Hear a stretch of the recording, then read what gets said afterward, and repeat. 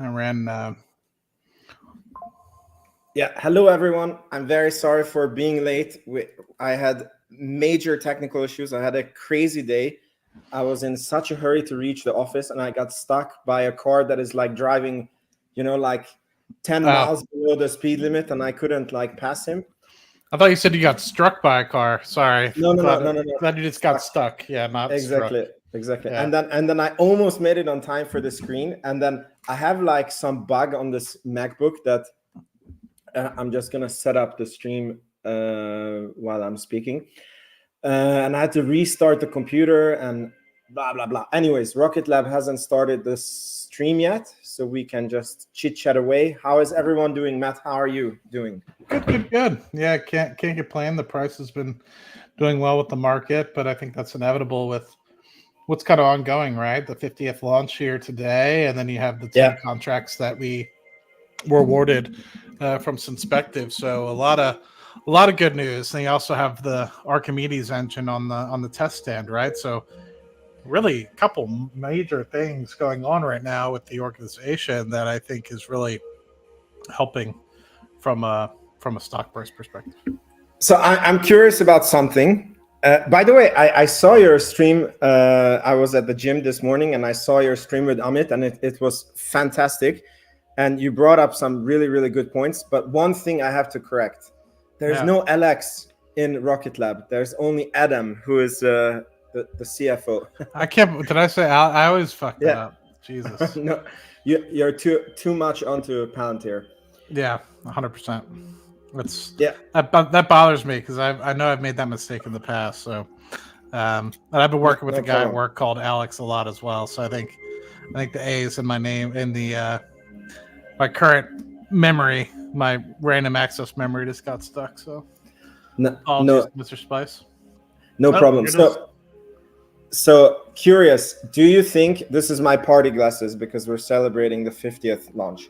Yeah. But do you think that the stock price reaction was an overreaction to the contract? Because I kind of felt like it's a bittersweet, because I think that the stock is very, very undervalued still, I think. But the 13% increase reaction, I think, was overdriven for that contract. Yeah, I think because we are so undervalued with respect to where we are, I would say it was warranted. But I agree with you. It's probably, for if it was any normal day, 13% probably. Ooh, Rocket Lab seems to be starting. Okay, so let's tune in a little bit, and we continue from here.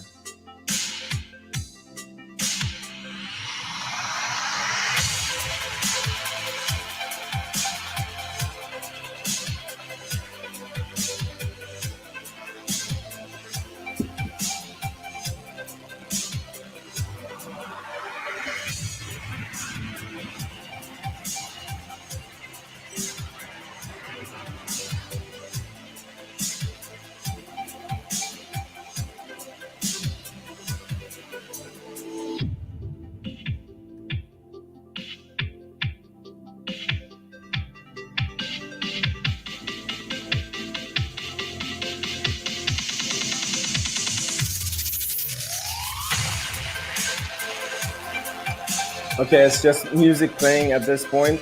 So while we're waiting, could you guys let me know from where are you watching the channel, and what time is it in your time zone?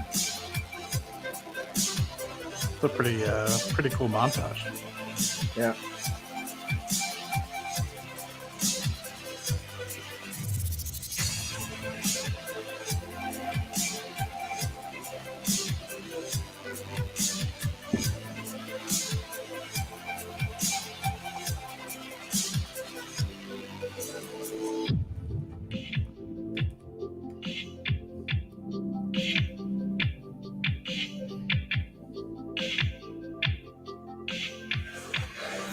It was 7 years ago that our very first Electron rocket was ready on the pad at Rocket Lab Launch Complex 1, waiting to make its debut launch to space.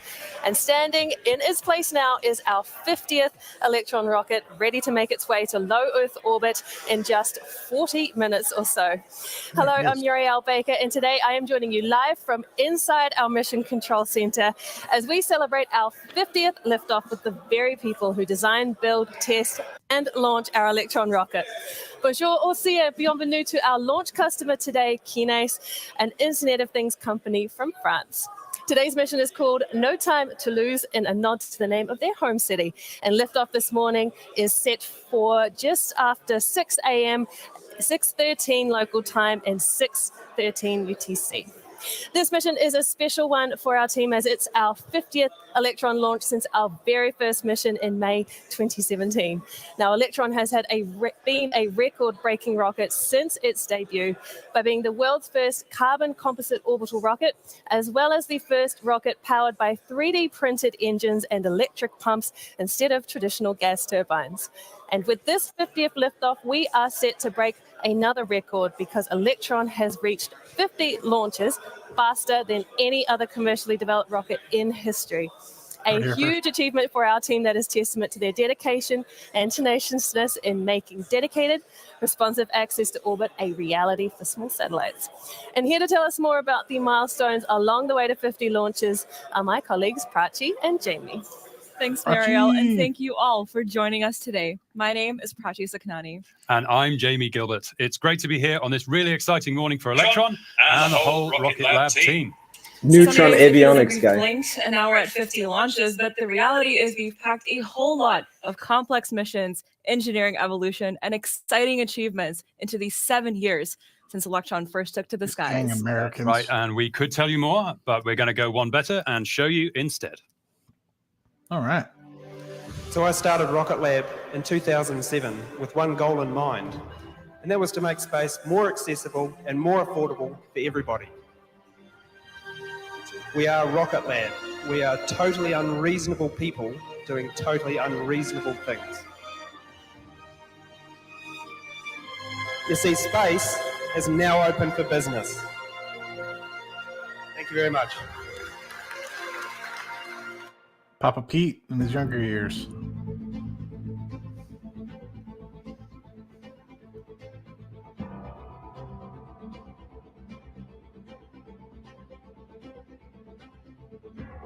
Hot fire.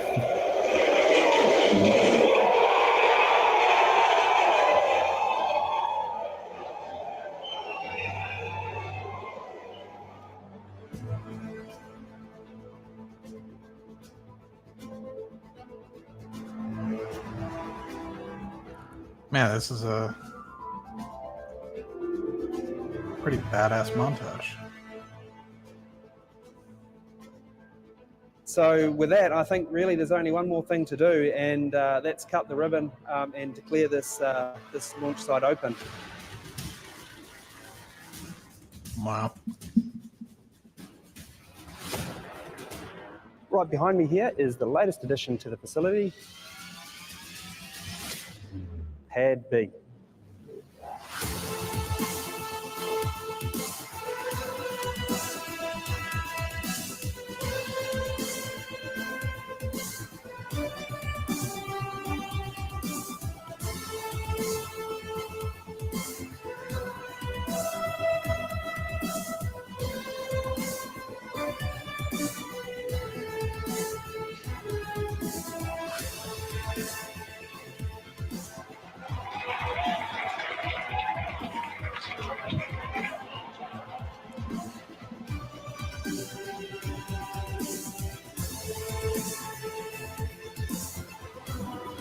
And liftoff of Electron from Launch Complex 2, leaving US soil for the first time and on its way to space up and over the Atlantic Ocean.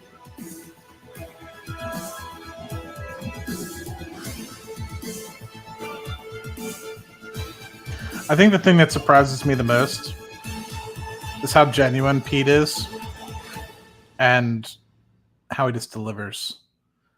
It has been quite a ride for the past 49 49 Electron launches, and we're excited to continue that today with number 50.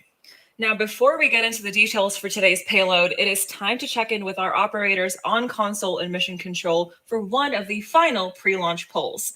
This is where our launch director will poll each of the operators to understand the status of their critical systems, including weather, avionics, guidance, range clearance, and more. If the operators confirm that their systems are green, tracking green, this means they're in good shape for liftoff and everything is operating as planned. Let's listen in for those calls.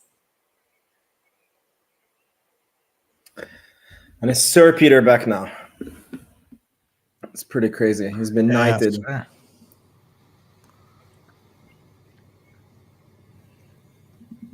Yeah, I think the fact that people don't take Pete seriously is pretty interesting, because you get to see through there he's just delivering, and he's not hyping it up, right? LD on mission, proceeding with the status poll for launch sequence. I hope their audio Stand by engineer for poll. does not Current and work on expected the status for launch. Report green or red, tracking green or red for launch.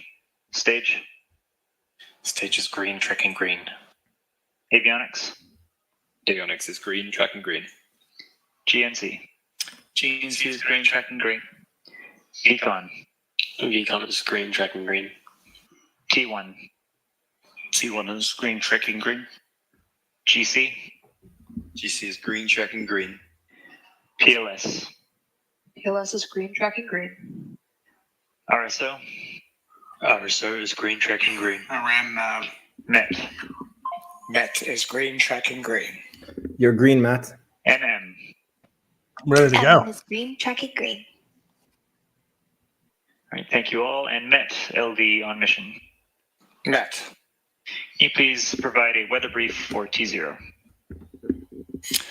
Okay, so that shower we've been monitoring on the radar continues to move towards LC1, but it is weakening and the leading edge is dissipating. So we're looking at even later, or like 6:30, before it starts to affect LC1. POV remains 30%. Copy, thank you, Matt.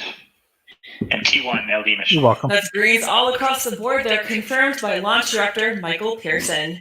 Today's launch is a special one for all of us, but especially for Michael, as it's his 50th launch on console. While we have a bunch of folks who have been on board with us since Flight 1, Michael is the only operator to have been on console for every single launch. The launch director role is absolutely critical on launch day, because the person in that seat needs to ensure that all teams remain on track for an on-time liftoff. They are constantly checking in with operators to confirm their critical tasks have been completed, and then making decisions based on inputs from the team and a bunch of sensors too. And if any issues do crop up, they're charged with leading troubleshooting efforts and working them through to resolution before liftoff. So it's a big task, but Michael makes it look easy. But enough about the team on Earth. What are we sending to space today? Well, inside Electron's fairing, patiently awaiting their ride to orbit, are 5 satellites for French company Kinéis, who specialize in Internet of Things technology, or IoT. It's the first of 5 dedicated Electron launches booked by Kinéis to deploy their complete constellation of 25 satellites. What this constellation aims to do is connect IoT-enabled devices anywhere in the world and enable them to transmit data to users in near real time. Each of the satellites is what we call a 16U platform, so a bit bigger than a toaster, plus a cool antenna too, which weighs around 30 kilograms. And this means the total payload mass for today's Electron launch is around 150 kilograms, or about 308 pounds. So let's hear more from the team at Kinéis. Kinéis is a French company based in Toulouse. We are a satellite operator and a global connectivity provider dedicated to the Internet of Things. Mountains, ocean, deserts. 85% of our planet has no network coverage. In 2020, we raised a large amount of 100 million euros to address this global issue. Today, we are following through and will deploy a constellation of 25 nanosatellites that will enable us to connect to a multitude of objects anywhere on the planet in near real time. We are convinced that this transmission of information made possible by satellite connectivity will enable us to respond to crucial challenges for mankind, its activities, and its environment. On the environmental front, for example, Kineis connectivity can detect a fire outbreak in less than 15 minutes, thus considerably reducing the extent of the outbreak and reducing the loss of property and human life. Levels to prevent flooding and use this dwindling resource. The applications are endless, whether for locating, monitoring, or alerting. Since the creation of Kineis in 2018, our teams have been working with this objective in mind. Our 25 nanosatellites that weigh only 28 kilograms are real technological gems. The retractable UHF antenna, for example, can hear a bird sing within a rock concert 650 kilometers from the Earth. We fitted them with thrusters to ensure they stay on track for their mission. Some even carry children's drawings. That's amazing. At the same time, we have deployed many ground stations worldwide and have a sovereign infrastructure to guarantee data transmission to our clients. Today marks a significant milestone for Kineis. Rocket Lab will launch our first 5 satellites, which have been meticulously placed with millimeter-level precision under fairing. Soon, it will be possible to locate and monitor various objects across the globe that address fundamental issues in our society. We can't wait to see the first steps toward our constellation. Thanks, everyone. Thanks to all teams.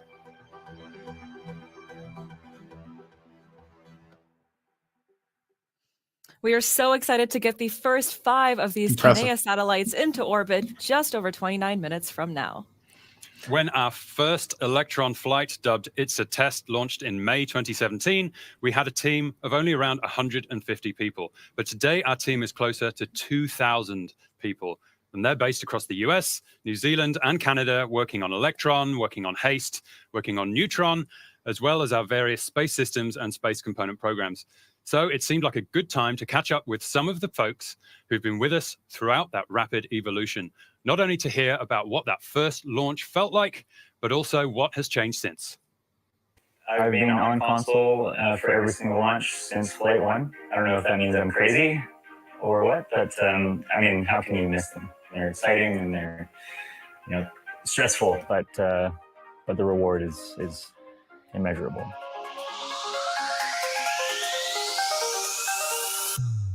For the first launch of Electron, my role was centered at the launch site, running the countdown for the local team, all from a very makeshift mission control room down at the launch site. It was essentially a 40-foot sea container and was quite intense. There was always things you could predict that could go wrong, and then there was always something that you couldn't quite predict that came out of nowhere. A lot of hard work from the team, a lot of really quick thinking, a lot of really just good engineering decisions made. As you could sort of went through the launch procedures on the day, you could tell we were getting better and closer every time. Once it finally lifted off the pad, I think the first thing I felt was this huge sense of relief. Probably half a second later, this terrifying fear that it was, you know, going to go okay, and I hope that it went okay, and ultimately, it, you know, for the most part, it went very well. And when I was a kid, I told my parents I wanted to work for NASA. And I didn't have any particular dreams of what that would be. I just thought space is awesome, NASA is awesome, sounds like a bit of me. She's the one who arranged our interview with Peter. Ah, okay. 1 year and things like that. Good to put a name to the at the face. point where actually launching payloads for NASA was a big deal. Hard to pick a favorite mission. I think each one has its own story to tell. Flight 1's obviously special because it went from a dream to some hard work to reality. So that was really cool to see. But I think all our major milestone missions for government customers have been really impressive to pull off. I think my favorite mission is still number 4. So that was the NASA Alana mission we did. Definitely some of our recovery missions. There's a really special feeling watching a rocket, you know, go to space, but watching it come back under a parachute and splash down gently in the ocean. That's pretty wild as well. The moon mission has been a highlight. Probably the capstone mission. That mission required us to fundamentally change some of our main products like the LOX pump, the Caro pump, our injectors, and just being part of the team that made the smallest rocket reach the moon is the coolest thing ever, right? Can't pick just one, so I'll have to pick 2, and that would be the 2 NASA Tropics missions that we did last year. I think I just loved the purpose of that mission and what those satellites were aiming to do, and it was so exciting to be working with NASA and MIT Lincoln Labs. And On top of that one, I didn't manage this mission, but I think the first mission from LC2. Flight 33, which was our first launch from LC2. That was years of work, from a ton of people to make that happen.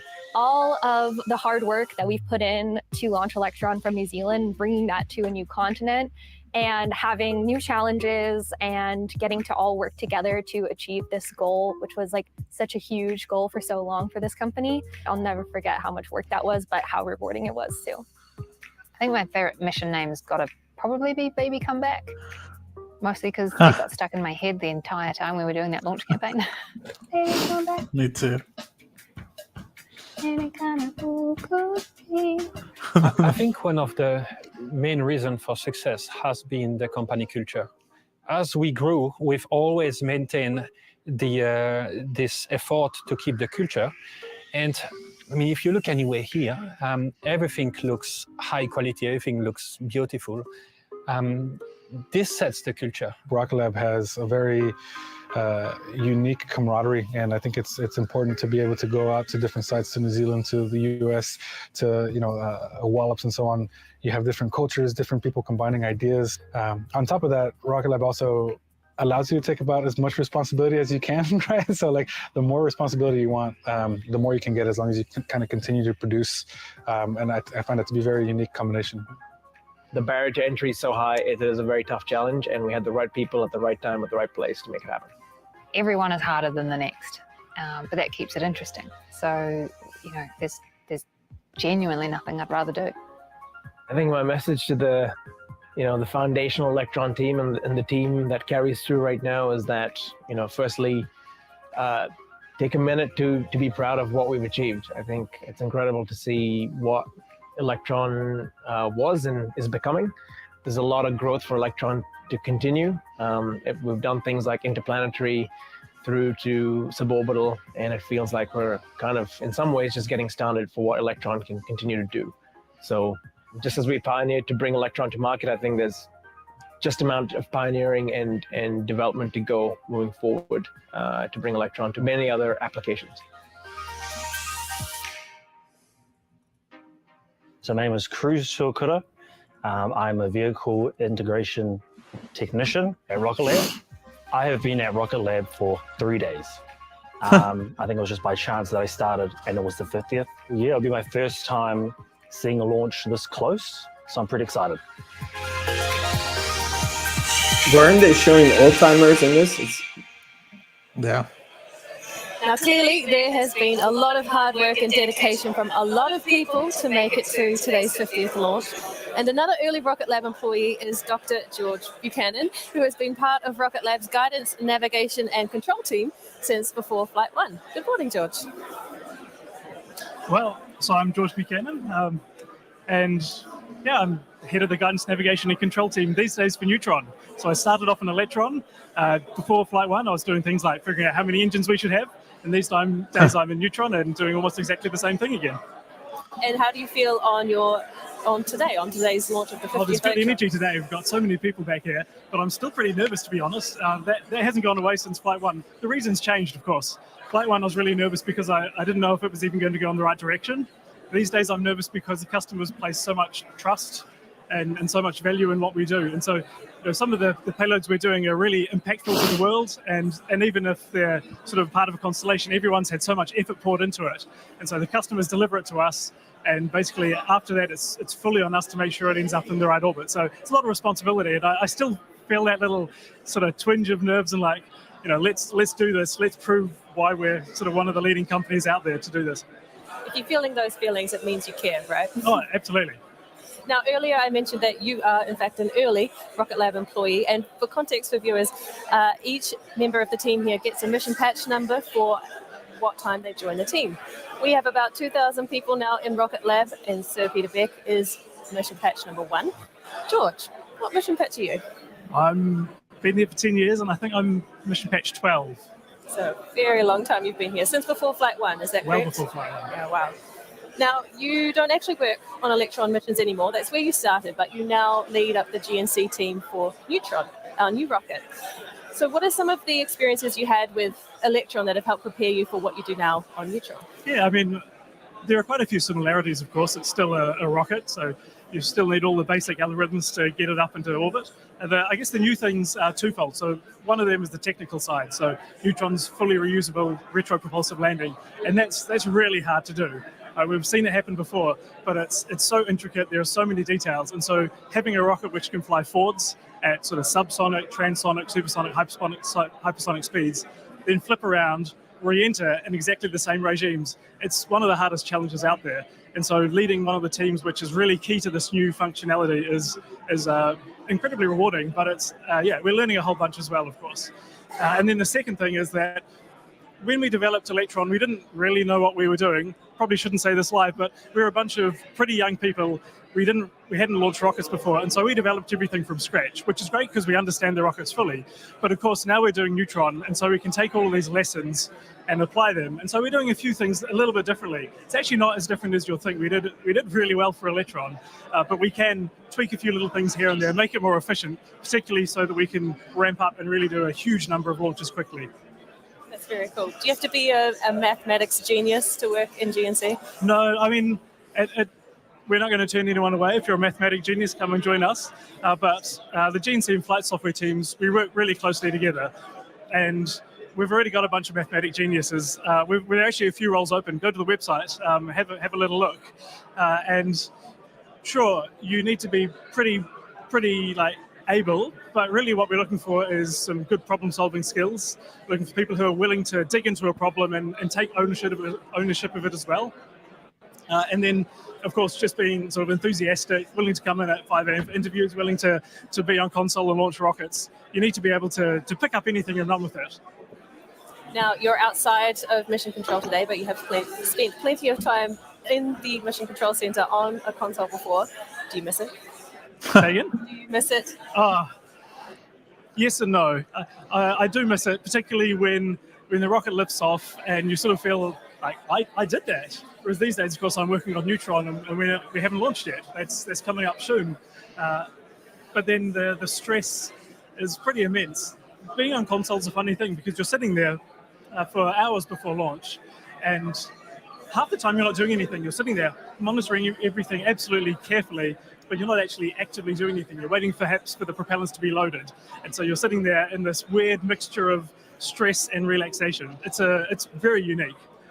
Well, thank you so much, George, for joining us. And if you are interested in one of the guidance, navigation, and control roles at Rocket Lab, like George did a good pitch for before, then you can come and join us. We have the open roles on our careers page on the Rocket Lab website for more info.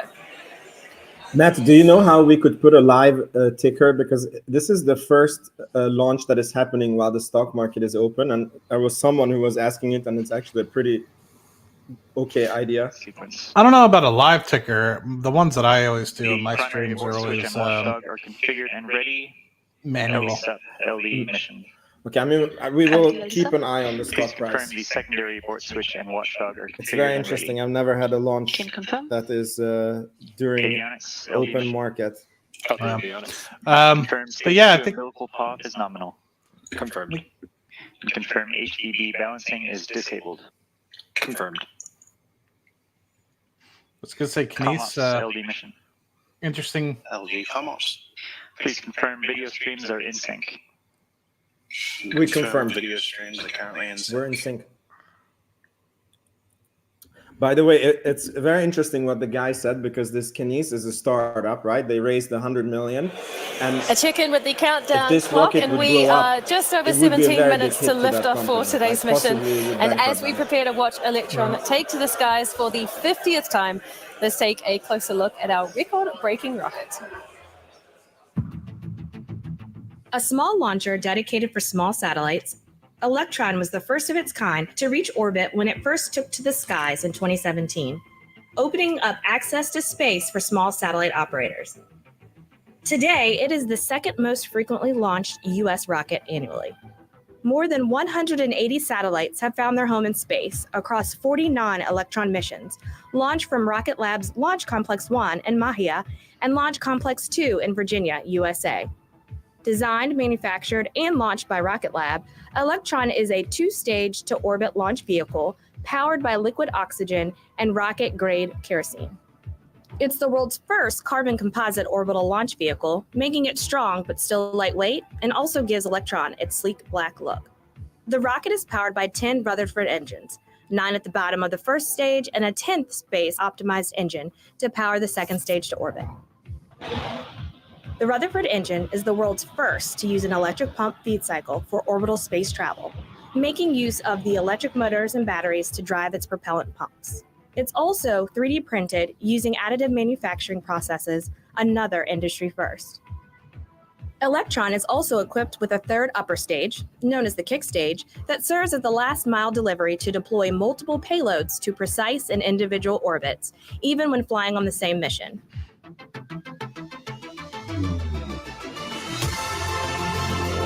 It's to this kick stage that the 5 Kinase satellites are attached, ready for deployment.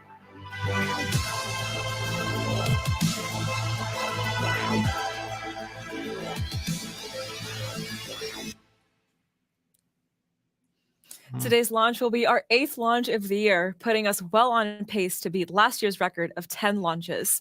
And it is lifting off from Launch Complex 1 on New Zealand's Mahia Peninsula, a launch site we built to enable high-frequency launch made possible by the very limited sea and air traffic around that site.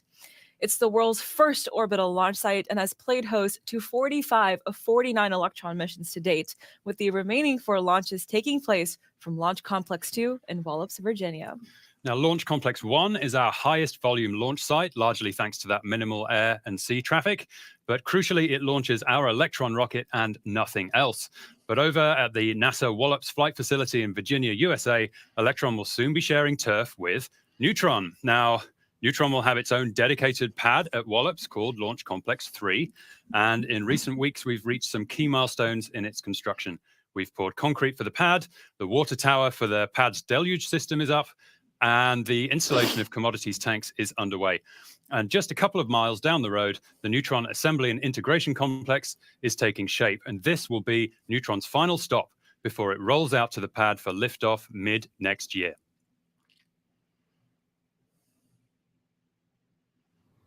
Yeah, so to give people some context in the Kinase contract, 5 launches signed up for in 2021. Originally, they were supposed to take off in second half of 2023. I think Kinase needed a little bit more time, which is why they are about a year or so delayed from that time frame. But there's a launch obviously going on, hopefully within the next 13 to 14 minutes.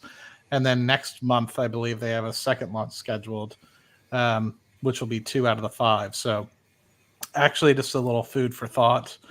This contract was announced, I think, during the third quarter earnings for 2021, and actually they announced the 2 things additionally with this: the PSC contract, which obviously is the connector. What's exactly it? I don't want to mess it up, which I already have.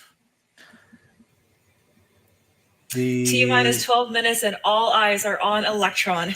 We're coming up on one of the final status checks before liftoff, the go, no-go poll from our operators and mission control and rage control. We're going to tune into the audio loops now to listen in for the calls and see if we get perfect greens across the board. They announced their Planetary Systems Corporation acquisition, which basically is the separation systems that they have for their satellites and rockets.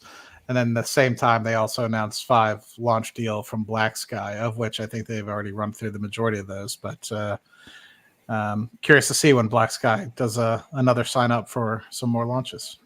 And I just also want to say something food for thought, because all stations LV on mission proceeding with the why did these guys not launch on SpaceX? Because maybe SpaceX, Avionics. I think they can launch for 1 million GNC. per satellite. It's something that I GNC is heard. go. So the launch there T-Con. would have been T-Con 5 is go. million, and here they're T1. paying maybe $8 million. T1 is go. But GC. with GC this is go. delay that they have had, PLS. they is go. would have missed the RSO. SpaceX launch, and then they would have needed to wait another Met. 2 years to get Met onto is the go. new SpaceX transporter T1. mission. That's number 1, and number 2 is when you're LV part of C1. the transporter mission, like you're not necessarily going to the Confirming correct go or orbit. no go for launch. So this is really like T1 is go. launch on your MM. terms, and MM is this go. is the competition in the space industry. So just LD sub. food for thought. LD sub is go. Okay, all stations, the go, no, go sequence is complete. We are T-minus 11 minutes and 3 seconds and counting. We are go for terminal count auto sequence at T-minus 10 minutes. From this time, the 3-word hold procedure is in effect. This 3-word hold procedure, it's always like, our safe word is... Just the way we like it. Greens all around, and we are go for launch. What you heard there was Launch Director Michael Pearson making the call out that we are proceeding with the planned liftoff at 6:13 a.m. local time, now just 10 minutes away. So far, we've heard a lot about Electron, the Kinesis payloads on board today, and the team behind all of our launches, but we haven't heard from the man who started it all. So we caught up with our founder and CEO, Sir Peter Beck, who you may know recently received a knighthood for services to aerospace, business, and education. Let's get his take on the road to 50 launches. Papa Pete! We've forgotten that we weren't the preordained winner of the small launch vehicle race. I can remember, raising capital in Silicon Valley, and the first question that I would always get is, why do you think you can beat Virgin Orbit and Richard Branson? That's interesting. Yeah, no, they bought out part of it. It's kind of crazy. For me, it was always really obvious that the product that we were building was the right fit. The team were working their butts off. We had the right engineering and the right product for the market at the right time.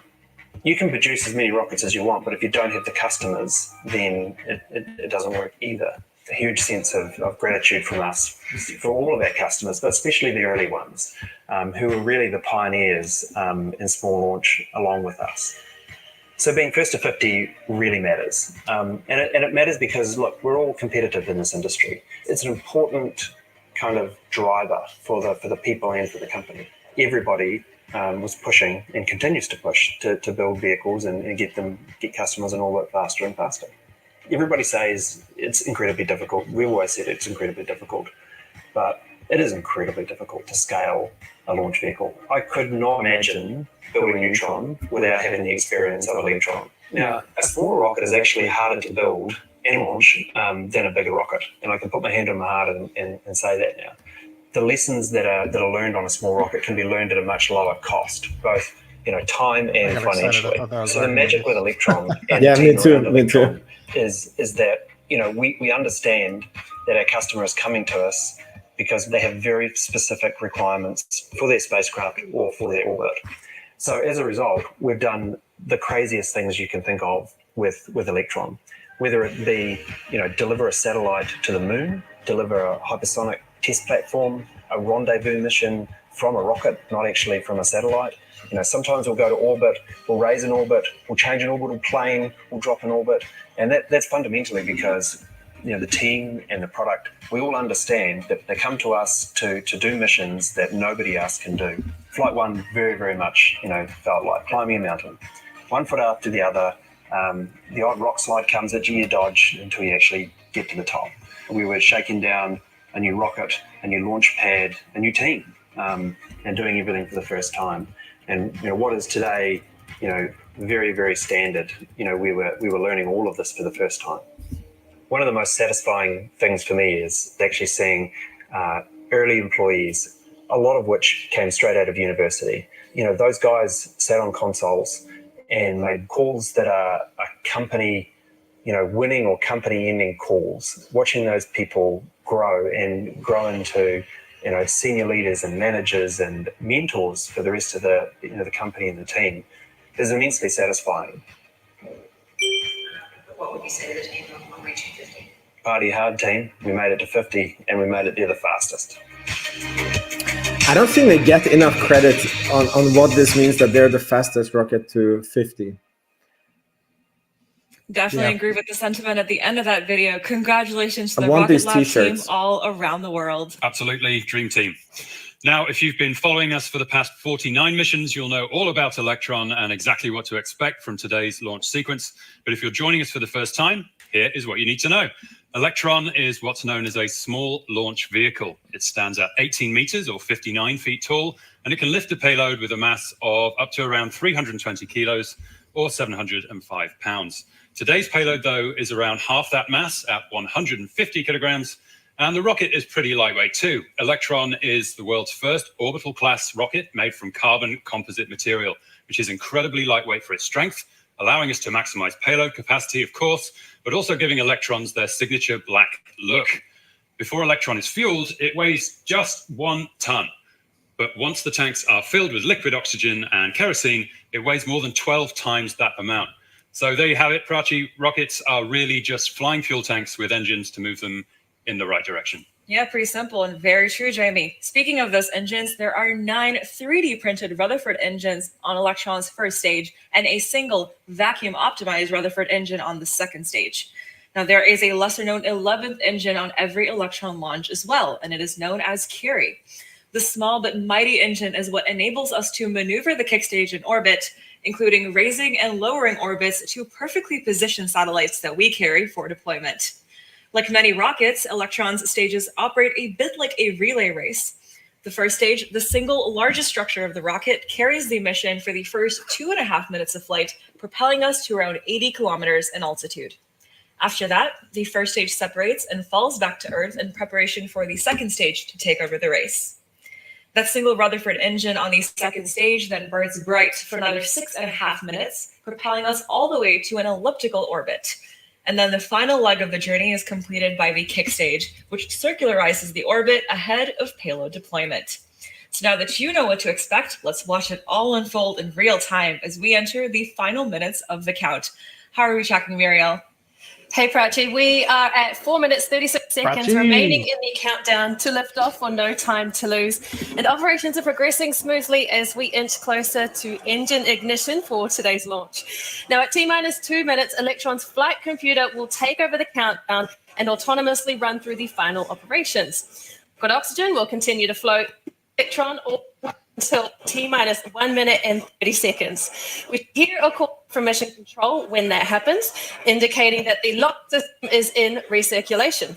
Then after that, we'll hear confirmation that Electron's first and second stages fully pressurized and ready for launch.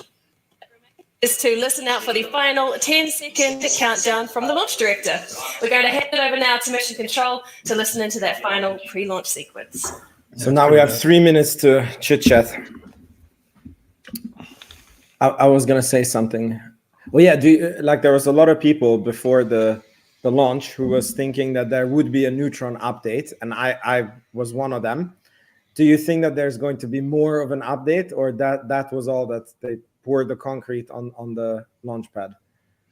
I think it's time to celebrate the 50th launch. I think that there's no reason to combine both. I think they've obviously achieved a lot to get here and get there the fastest compared to any other rocket company that's been out there. And while it would be nice to get some updates on Neutron, I think that there's still some time to go forward, and I don't think that it'd be fair for the Rocket Lab team to. Stations LD on mission. From now, there should be no red flags True in your story. critical LCCs.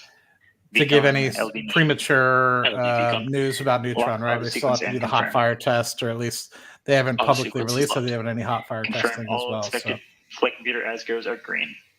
That's confirmed. Okay, all stations, we are go for auto sequence start at T-minus 2 minutes. LD is go for launch.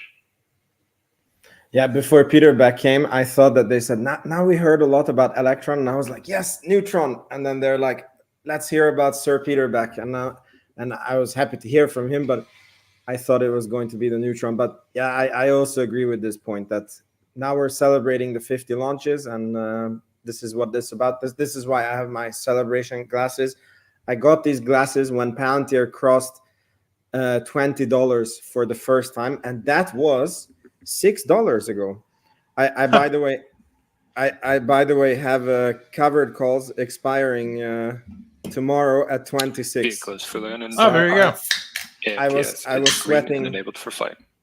a few hours ago when we were over 26. Now I'm feeling better. Are you going to try to close them out or leave them open? Or I mean, like, obviously, if we go in the money, then I will roll them. But I like to see the options expire. I do too. Yeah. The problem with that, though, is that if it jumps above 26 over after hours or something like that, then you're kind of screwed, right? But because I think the cutoff time is 10 p.m. Mm-hmm. Yeah, it's So after hours.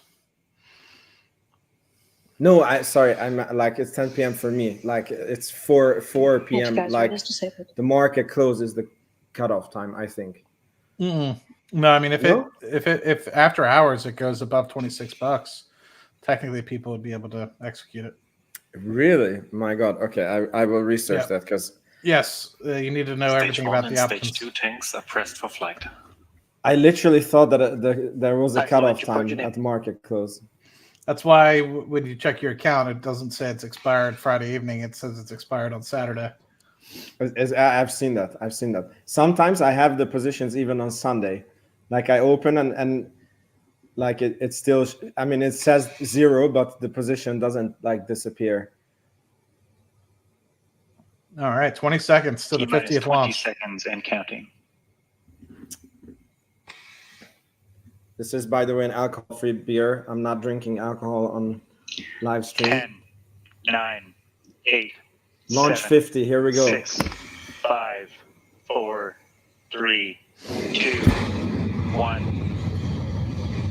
Liftoff. All right. Looking good. Start the 5 launches for Knies.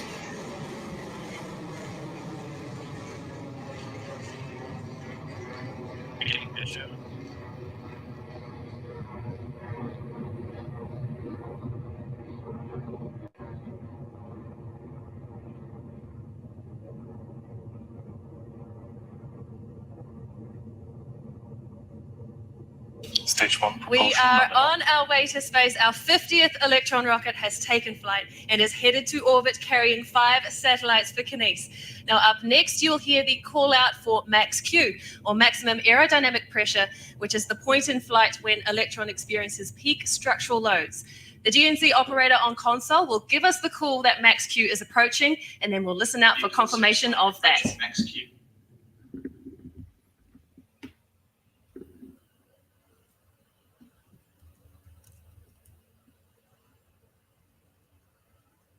We lost the rocket.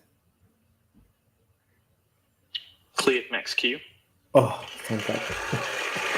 Excellent to have that confirmation that we have passed through max Q.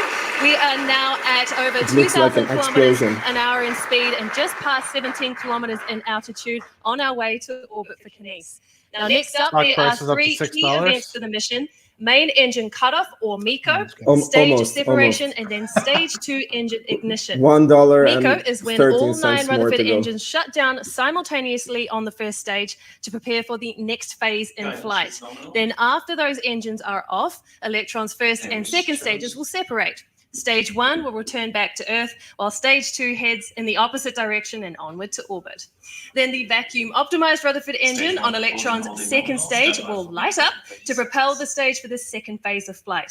Now, those 3 events all take place in quick succession over just a few seconds, so let's listen in for the calls.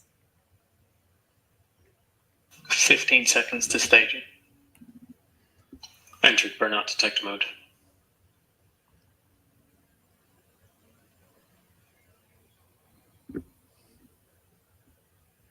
There we go. MECO confirmed. This is the scariest part. Ooh, there it is. Took a second. Got me nervous. So yeah, I think it's always funny. And 3 milestones down, that was MECO, stage separation, and a second stage engine ignition. We are now more than 2 minutes into flight and on the way to orbit for Knies. And up next will be fairing jettison, when Electron's fairing splits in 2 and falls away. I always think it's pretty funny. Like people always assume because the launch is happening that something's going to happen to the stock price. Stage 2 guidance is nominal. But yeah, this is it's launch kind number of 50, and it never does anything like that. Yeah, And it's that was the call out for fairing jettison. it's sort of and like a you also saw lose-lose your screen because exposing the I guess payload the, of Knies' 5 the satellites to perfect launch space is ahead of priced their in, deployment. and the stock only Electron moves if the is launch goes traveling bad. at over 8,000 kilometers an hour and at an altitude past 126 kilometers. Just a couple more minutes remaining in this second stage burn. Hold on, no.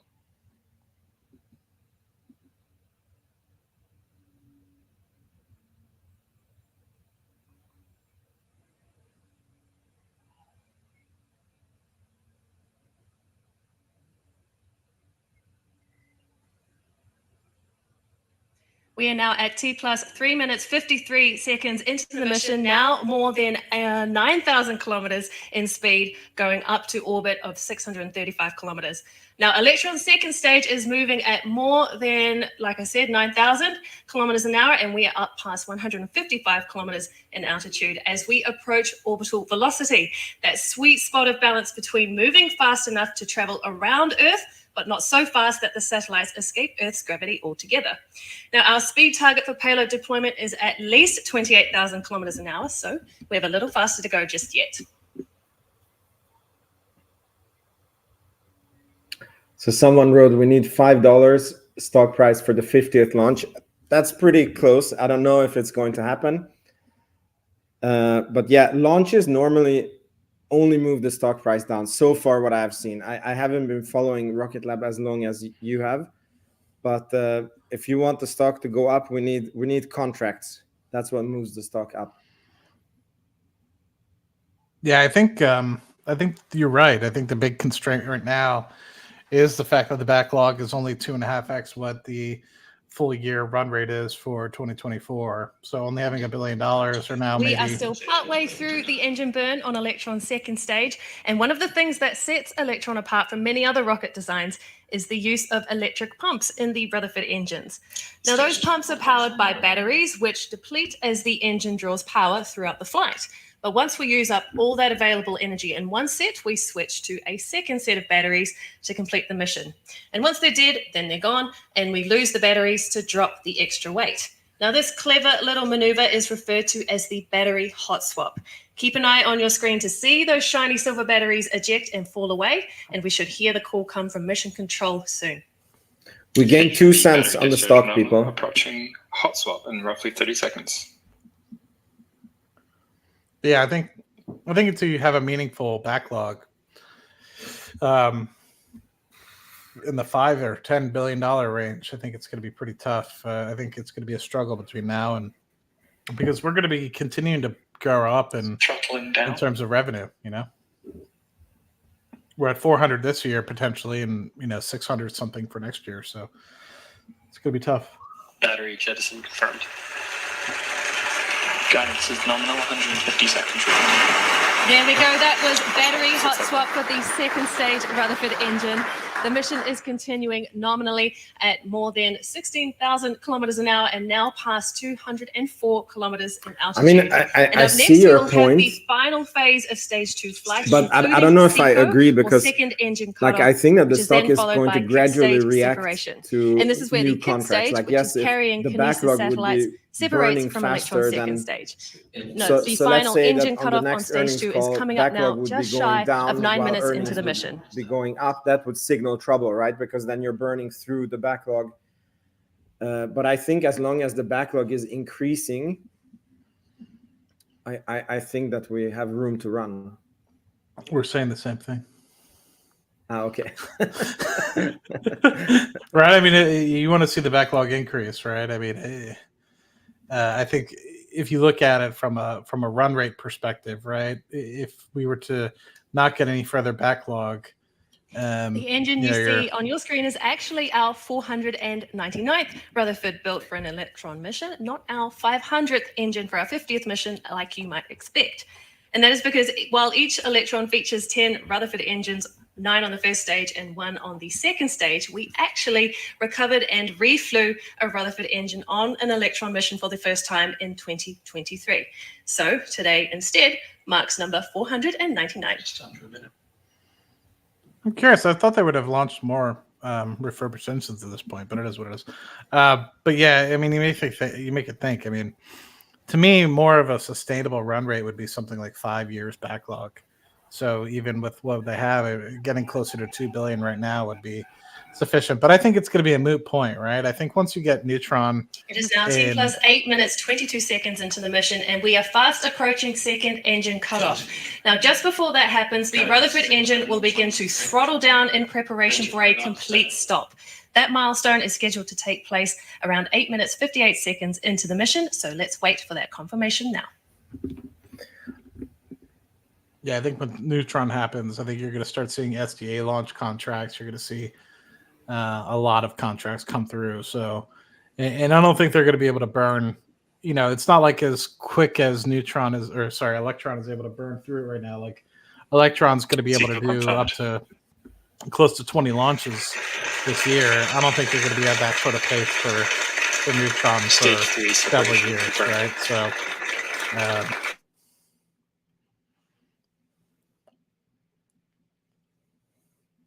did I lose you guys?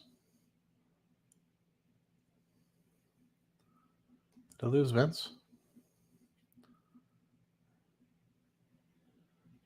Is it just me?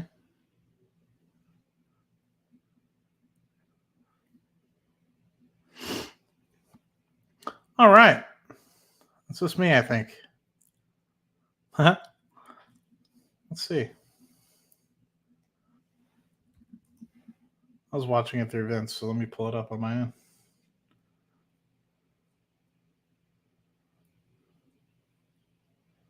I don't know. Where is it?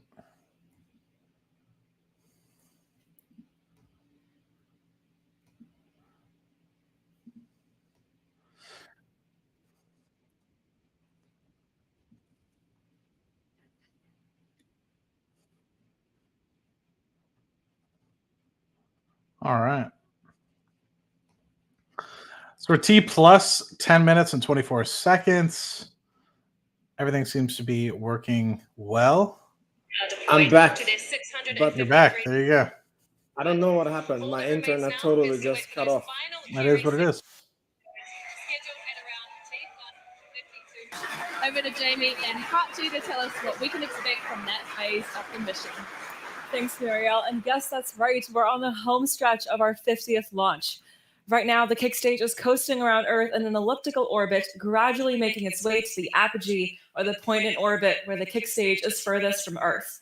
Once it reaches that point, the carrier engine will ignite for 2 separate burns to raise the kick stage's orbit and circularize it to 650 kilometers above the Earth's surface. Around 1 minute after that final burn, the Kinéis satellites will be deployed in sequence. First will be a single satellite deployed off the top of the kick stage, followed by the remaining 4 satellites deployed in pairs from opposite sides. So while we wait for that, enjoy the relaxing tunes from our good friend Tim Dodd, aka the Everyday Astronaut. We'll see you back here soon.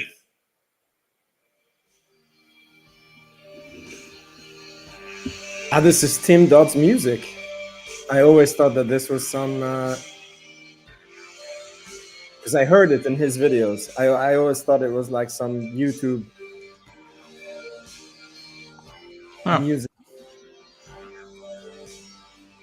But anyway, as expected, no change in the stock price.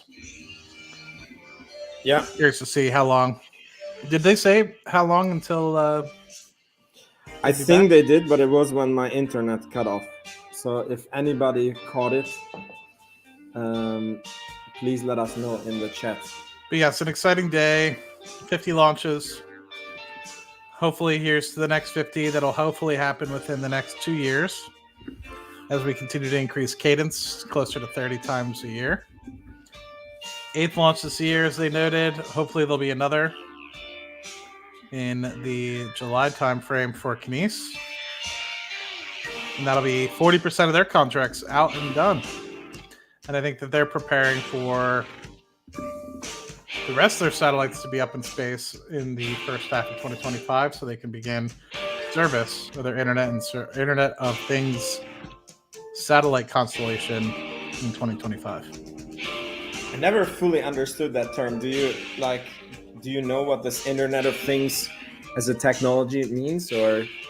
Yeah, I mean, just like how you didn't your refrigerators and stuff like that used to be able to connect up to your cell phones and things of the like. Now you can connect up your cell phones, your lights, your all that stuff, right? You didn't used to be able to connect up your smart homes to your light switches, and now you can.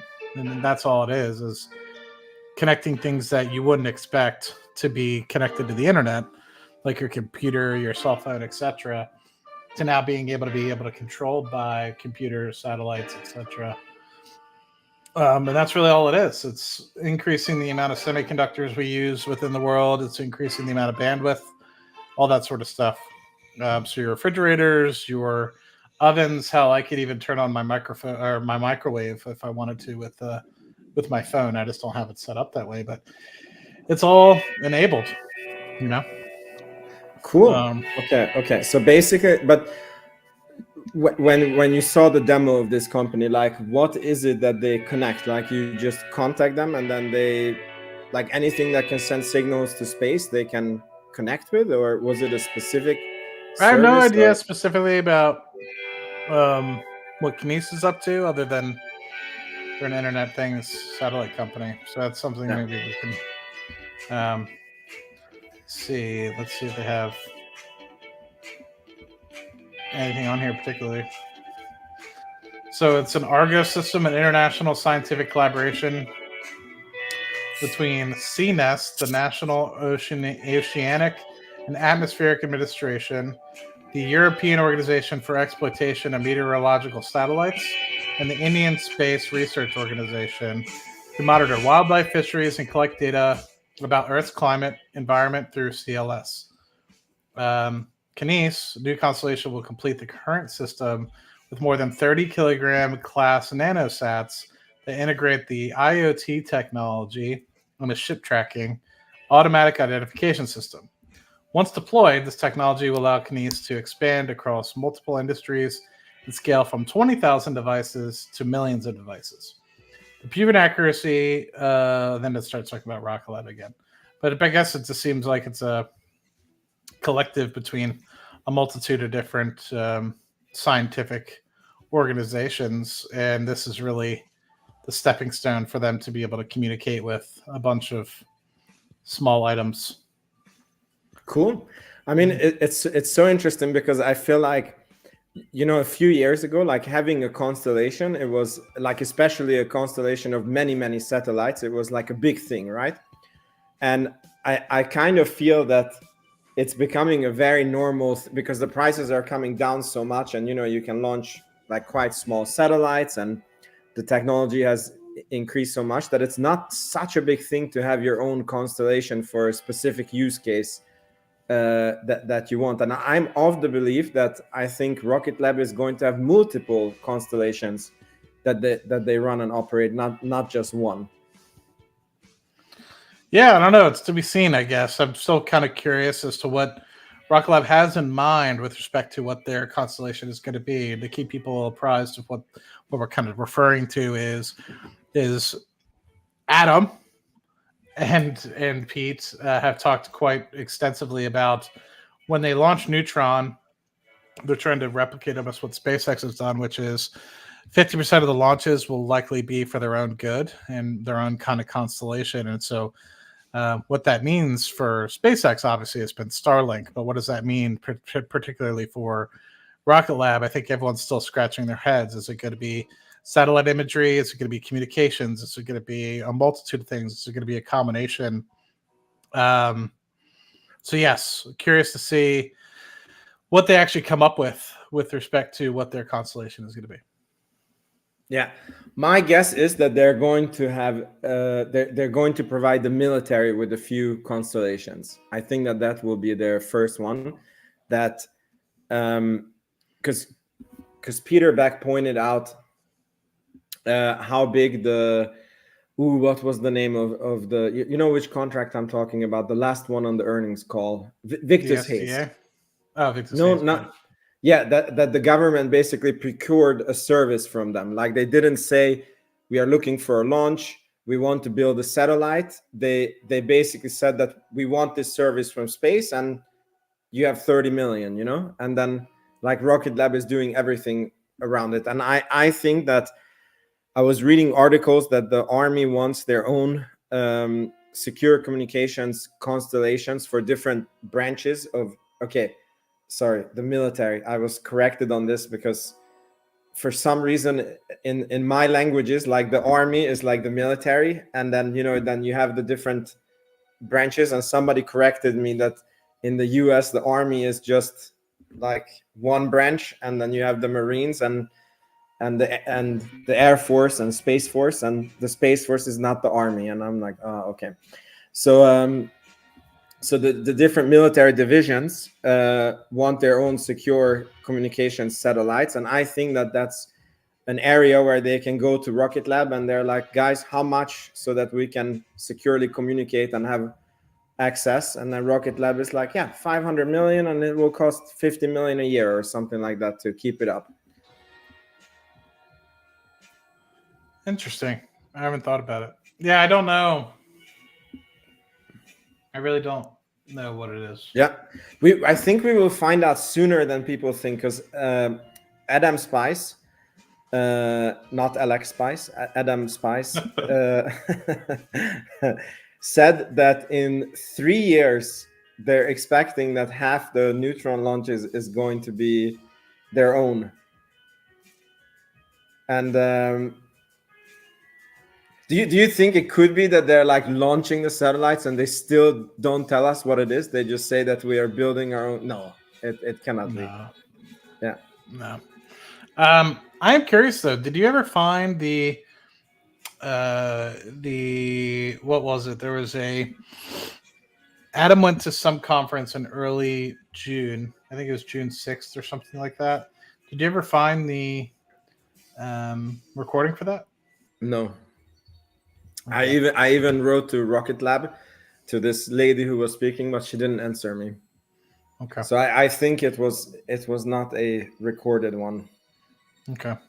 Yeah, I know TD Cohen does a good job recording. I was just curious if hopefully everyone else would. I don't know what's the purpose of not recording it and putting it on YouTube, because on many of them it's not like it's going onto their own channel and it's being hyped. It's like you have to log in with the password and sign up who you are, and I guess it's for like this TD Cohen. I guess that they handle investors' money, right? And then if the investor misses the live event, then they can like register and still get access to the event. So yeah, I don't know in 2024 why you would meet with Adam Spice and not put it online. You can always go to the Kinesis YouTube page. They're actually streaming what they're doing. It's obviously all in French, but pretty cool to see that they have like 700 people or so watching the stream. Yeah, that's a lot awesome. more people than I was expecting in the audience for these guys. I thought it was a lot smaller of an organization, but turns out they're slightly bigger than I was expecting. Whoa, somebody's celebrating the 50th launch with 50,000 shares. That's a very nice amount. Yeah, there you go. Curious, have you been getting some nice messages from subscribers? Because I started getting messages that, like you guys introduce us to Rocket Lab and, the position is up nicely. And I don't get many DMs, no, but I do. Like I saw June said, thanks for, well, at least she's been adding for the past few months. Amit, had me on yesterday. That was kind of him. There's a few others that kind of noted, but actually like direct messages, and that's not necessarily why I do it, right? I mean, I'm hoping to build a good community, and you learn together and you help each other. And that's really, the karma that I want to put out into the world, and hopefully it comes back tenfold. Is really the hope for me. And that's exactly the point also that I wanted to raise to the audience, that it's like we don't get paid for what we do. I mean, like the money that we get is very, very little bit. So we're not doing it for the money. And it's like I'm sharing my own research, and it's like it's you guys. Like, how do you call it? Like, I wouldn't like to be blamed if Rocket Lab, goes the other way. So therefore, like, I also shouldn't get the praise. It's like you guys take in the data and you do your own due diligence. And like, we're here to just talk about the company. And then if you like it and do your own due diligence, and you still think it's a buy for you and fits your risk profile and everything, then, go ahead and buy. So in that case, really congratulations to everyone who is up and who has been adding down in the 3s and in the low 4s. You must be looking pretty amazing right now. Just trying to keep up with you, man. Every day, I'm like, what would Vince do? I think we're very different on investment styles. I heard you even mention it on Amit's stream, but it's funny because you're special in a way, because you know it's like two things that you can affect. You know, like you either make a lot of money, and then it doesn't matter how much return, because even if you just put it in the S&P 500, you're going to be like in 10, 20 years, you're going to be more than well off, right? And you're in this lucky category of like you made very good decisions through and through, you know, like you have a very good job, you handle your money very well, and then on top of it you invest your money, and on top of it you invest it really well, and then like I think I also earn like quite good money, but I'm not as liquid because I have a real estate company, and you know real estate is not so liquid, and yeah, so I try to go for the moonshots, and like I do have, like when my company is doing well, it's a bit of a rough time currently in real estate land, but the company is worth way more than my stock portfolio, right? And then like it feels like, you know, when you say Vince has only these two stocks, like it's true, but in like if you would graph the net worth, it's like it's not like that's all my net worth, right? Yeah, 100%. I guess you have similar. I don't know, because you own homes and you have like quite a big stock portfolio, and on top of it you have homes and other investments. Yeah, that's a good question. I mean, I normally I would say the majority of my wealth is within the stock market, but I have started dabbling a little bit into real estate. By no means am any expert. I mean, I've really been on the journey now for 18 months or so, but in that 18 months I've acquired part ownership in 2 rental properties. I manage one for my mom as well, so I guess you can consider that part of the portfolio. So unfortunately, in her passing, I'll probably take that on or buy it from my sisters. And then thirdly, or lastly, maybe, I bought my personal residence as well, which eventually I'll hopefully move out of within the next year, maybe 2, when I find a more appropriate house for me to live in long term and rent this house out. That's kind of at least the short term goal associated with this house. So that's the only reason why I bought it. I didn't buy it to live in it for the long term. It's not a very, how do I say it? It's a beautiful home, but it's not nice enough to have me live here long term. It's not like a dream house or anything like that. So anyway, with that said, yeah, I mean, it all depends, right? It's not necessarily to say that real estate is the way to go. It's not necessarily to say that stock market's the way to go. I think it's all based off of how you see fit. I think a lot of people look at the stock market, they think they can't touch it. It's all kind of the trust that people have within the organizations. It's all the trust that people have within the systems, and it's looking at the dollar and it's amplified. You know, you look at a dollar, why is it a dollar? Well, it's a dollar, right? And that's what that people put value to. Stocks are sort of similar. It's like, well, what's one portion of this company worth? And it's like, well, it'd be worth $35 in the case of certain companies, or $5 in the case of Rocket Lab today. So versus a house, you know, it's something that you can touch. You know, people live in it. People pay mortgages to be there. You know, there's volatility is a little bit less volatile. Exactly. You know. No, go ahead. I was just to say, I mean, it's all depends on what people's investment styles are all about. You know. Yeah, I was just going to say that to stomach the volatility, I was looking at it today. That 3 months ago, my portfolio was down to $147,000. I didn't add anything to it, and so literally 3 months later, I'm over 300,000, and I'm like that, and like we started the year at I think like 220 or something like this. So it's like it went down like 30-40%, and then it went 100% up because of Rocket Lab. And I was thinking about it that, yeah, like it is, I'm used to volatility, but it is not like it's definitely something. If you don't have the stomach for it, I don't think you can become a good stock market investor.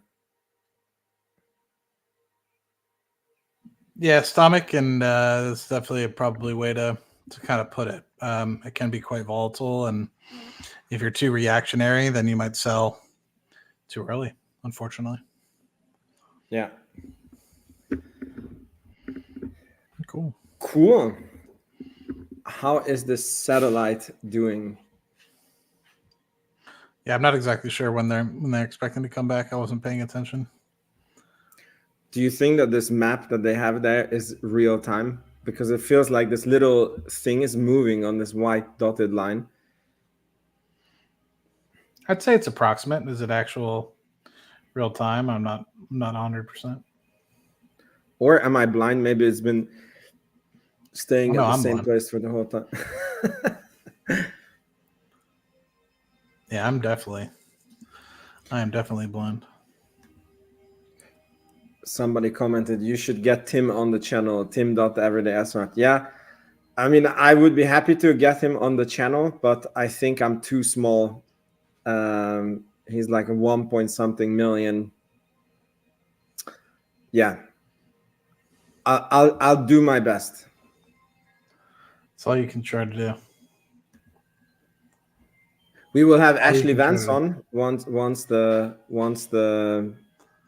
this movie is out. That'll be good. I'm looking forward to that one. Yeah. Yeah. It's what do you call it? I thought that do you know why they do this release in DC? And then it's HBO Max that made the movie, right? It's edited, cut, everything, because clearly they showed it in the theater. And technically, I would imagine to release it on your streaming service is just press a button like on YouTube, you know, like make it public. And then it looks like it will be another month before it's on the streaming service. Huh. Or is it that it's in the movies now? Like in the US, like you can go to the movies and get tickets and see it, or what? I think it was a one-time thing in DC. Maybe a multiple thing in DC. Maybe he just wanted it to be in theaters. You know, sometimes these creatives, they have their wishes and their dreams. You know, like so I'm not trying to put Ashley in a bad light. I think, you know, sometimes people just want to be like, oh, I accomplished something. I knocked it off, and so wrote a really good book. Obviously, he wants to be well celebrated, so maybe just wanted to also have the opportunity to be in theaters before he goes to HBO. Yeah, you know? I mean the movie I think is produced by not just him; it's quite a lot of people involved. Yeah. In so I don't even know if it was his wish, right? Yeah, could have been somebody else's. Yeah, and that's another thing is that always kind of confuses me. There's like 8 different production companies that always collaborate and make these. I never understood that. And then you have this producer and executive producer, and then you know when you see this, is it called the scores at the end of the movies? I'm like, I don't understand half. I'm like, okay, the actor, I know what they did, but yeah. Yeah, I don't understand it. I'm curious if this movie is going to create enthusiasm for Rocket Lab as like from retail, because you know the book it was a fantastic book, but I feel that it's not a lot of people are willing to read or listen to that book on Audible is 20 hours. And yes, like the biggest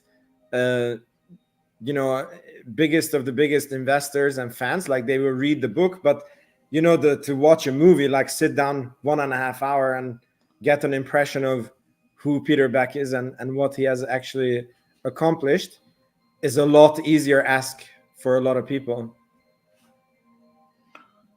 Yeah, it'll definitely be interesting. I'm curious to see.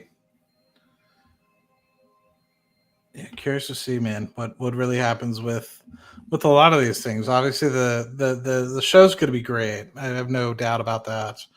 but then just thinking about what it actually underpins and what it actually tries to relate to the people that are in the industry, one, and then two, outsiders of the industry and what they can learn from the dedication that a lot of these men and women have put into being able to be at the forefront. Who would have thought that, literally less than just a little bit, maybe over 10 years ago, Obama was kind of canceling the space program and kind of giving it the death pill. And here we are, in 2024 going on to 2025 and having private launches from SpaceX, from Rocket Lab, through ULA, all these different companies. And for what, and I think a lot of it's all variable. Is it truly for humanity? Is it for SpaceX and Starlink specifically? Is it to go back to the moon? Is it to go back to Mars? Makes you think. There's a lot of different opportunities, and you through this, I'm sure you're going to get a lot of advancements, right? I think a lot of people always neglect the fact that a lot of the advancements that we've gotten over the years have come from the great work that are done by the men and women that are at the forefront of these industries, like navigational systems and probably, I'm assuming, a lot of communication systems as well. So I wouldn't be surprised if you continue to see the continuation of some of these innovations that obviously have to be created to be able to communicate long distances with small amount of bandwidth, because obviously the more space and the more volume you have on these products, the less you're going to be able to orbit into space. So just continues to boggle my mind a little bit. It's really cool to be a part of and witness. Yeah. And I think it's so interesting. I saw somebody who was asking, like, do you think Rocket Lab is going to develop a heavy launcher or a super heavy launcher? And this is the thing that I think that we're so early in the space industry and how things are developing. And if you look at Rocket Lab, like, they do what commercially makes sense. So I think that if it will commercially make sense to develop a heavy launcher, they're going to do it.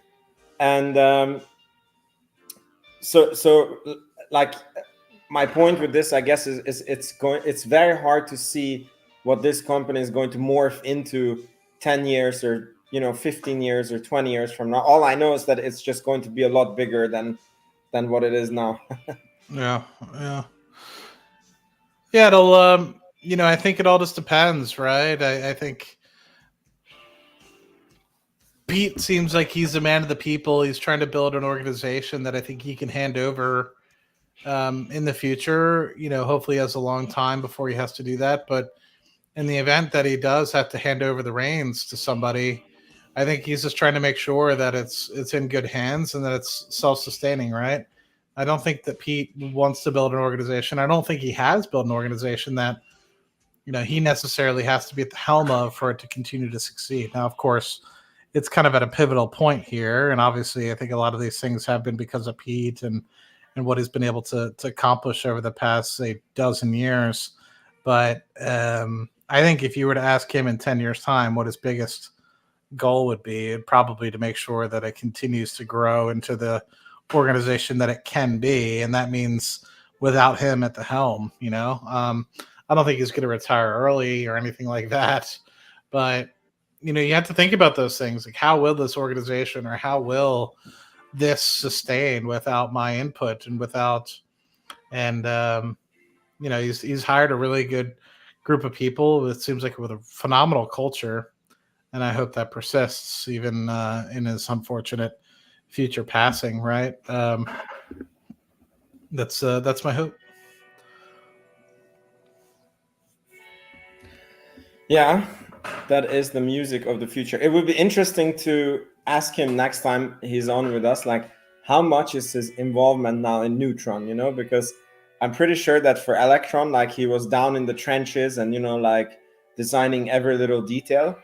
But I'm not sure that on Neutron it's the same. Yeah, Really good question. I think he's got some people that really helped grow into the roles today, like that gentleman that was talking about the GNC navigation controls, how he was originally doing it for Electron, and now he's obviously to that place with Neutron. I assume he's leaning on a lot of people like that, that have really been able to demonstrate their worth as they come into it. And not to say that Pete's completely hands off. Of course, I'm assuming he's still acting as kind of a chief engineer. But yeah, I'm sure he's kind of taking a step back to make sure that people are able to kind of live on their own. Yeah. And I mean, that's healthy, because I mean, you can't run a 2,000 person organization with like you wearing every hat, and you being the chief technology officer, Neutron chief technology officer, Electron, and chief technology officer, Archimedes engine, and on top of it, you have to sell and fly to Japan to sign contracts. Like, it would just not work. Yeah. Cool. Yeah. So does anybody in the comments know where we stand on time with this satellite deployment? Our thing is reaching Africa. It is moving. It was like by South Africa when we started, or when I took notice of it, and now it's reaching, I don't know what countries there, but soon flying over the Sahara. Yeah, Ghana, Mauritania, and Senegal. Wow. On its way to Morocco. Wow. Not bad for an American to know all these countries. Yeah, I try. Yeah. Is it because of your engineering? I might know some of the countries that have some oil there, or gas. Yeah. Awesome. By the way, is your engineering degree like fungible in a way that, like, could you study a little bit and work for Rocket Lab, or that would be too big of a stretch? My degree is a combination of mechanical engineering, chemical engineering, and geology. So I mean, it's a petroleum engineer education, whole background. I think it's really tailored to focus on rocks and flow through porous media, which you go through it a little bit as a civil engineer as well. So maybe doesn't sound so useful for rockets. Yeah, like but I mean, a lot of the equations are very comparable, right? It's a lot of mass in, mass out. It's a lot of understanding how things flow. I guess I don't really necessarily know too much about the chemical reactions, because I don't really deal with that on that side. If anything, I deal with like density a little bit, but nothing really to the extent of we're trying to alter different chemicals or anything like that. It's mostly just trying to get oil out of the ground, and gravity and pressure and temperature are really the biggest things that I play with. And with that, you might have some oil, come out of separation, or gas come out of separation with the oil that it's kind of entrenched in. But if you think about oil in a grand sense, it's kind of like a can of Coca-Cola. So if you were to have a can of Coke, it's under pressure, right? And then if you were to pop the lid, you'd, and everything's kind of in solution, right? You have your CO2 and your liquid and everything like that. As soon as you pop the top, the liquid itself is going to bubble because the CO2 is going to come out of it. And so it's very comparable in that respect. So oil, while you might think that it is specifically just liquids, it actually, when most of the time, in most reservoirs that I deal with, not to say everywhere, but most that I deal with, a lot of the times there's a lot of natural gas actually entrenched and actually dissolved within the oil. And a lot of that has to do with the fact that, it's under high pressure and generally high temperature. And kind of like what you have with a can of Coke or something like that. It just doesn't necessarily, float around. How do I put this? So, yeah, I think the can of Coke it gives a good idea. analogy is a good idea. Yeah, if you were to let it sit there, it'd all just fizzle out, and you'd get eventually your volume of raw liquid Coke, but without any CO2 in it. It'd be flat. It's the same sort of thought process with oil and gas. And the thing that you're trying to do with that is you're trying to separate what's actually oil, what's natural gas. Natural gas you can condense to 1/600th of its size through LNG, put it on LNG tankers, send it to Europe or whomever, versus the actual oil. It's liquid, so it's a lot easier to kind of make mobile. You either put it through a pipeline, you can put it into containers. You don't necessarily have to super freeze it like you do with, say, LNG. It's pretty cool. Yeah, different. Awesome. But no, to relate to Rocket Lab now, I think it'd be pretty difficult. Okay. So you're not in danger of disappearing off of YouTube, and then we're gonna see you on the live stream as some neutron engineer. Yeah, and working in Texas, there's some WhatsApp groups in the past where I've had some people make some gifs of me wearing cowboy hats and stuff like that. But a lot of the work that I've done is in the Gulf of Mexico, actually. So I don't do a lot of onshore stuff, but I've kind of moved to a portfolio management role, which looks a little bit more about, from I can't really say what countries, but we'll just say Eastern Hemisphere that you're kind of seeing on the right side of the map here on the screen to the left side of the map on the screen. The whole globe is kind of what I'm looking after, which is kind of cool. It's anywhere that there's oil and gas to be made. So from now on, when the oil price is rising, we will know that you're not wearing your hat and you're effing up with getting enough oil out. So what you can think of is when Armageddon actually happens, instead of calling Bruce Willis, they're calling me. No, I'm just kidding.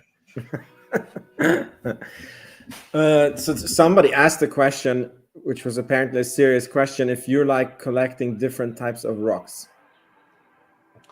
I don't mind collecting different types of rocks. My brother was really into that. And I've collected a few gems and stuff like that, but nothing too crazy.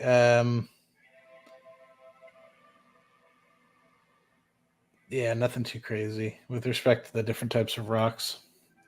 Cool. Then there was the next question. How do you feel regarding the rising cost of capital trend will impact the space startup situation? I feel Rocket Lab will make it, but pre-profitable competitors won't be able to raise money.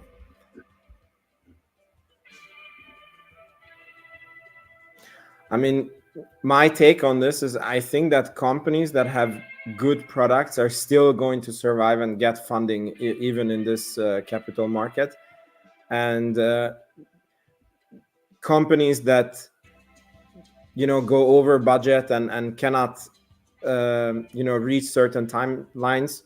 For example, if Blue Origin didn't have Jeff Bezos and they would have their speed, I don't think that they would get funding in this environment. But a company that is hitting timelines and is efficient, I think they will still do great, because yes, I think space as a economy is expanding and it's being sexy again, it feels like. What's your take on this, Matt?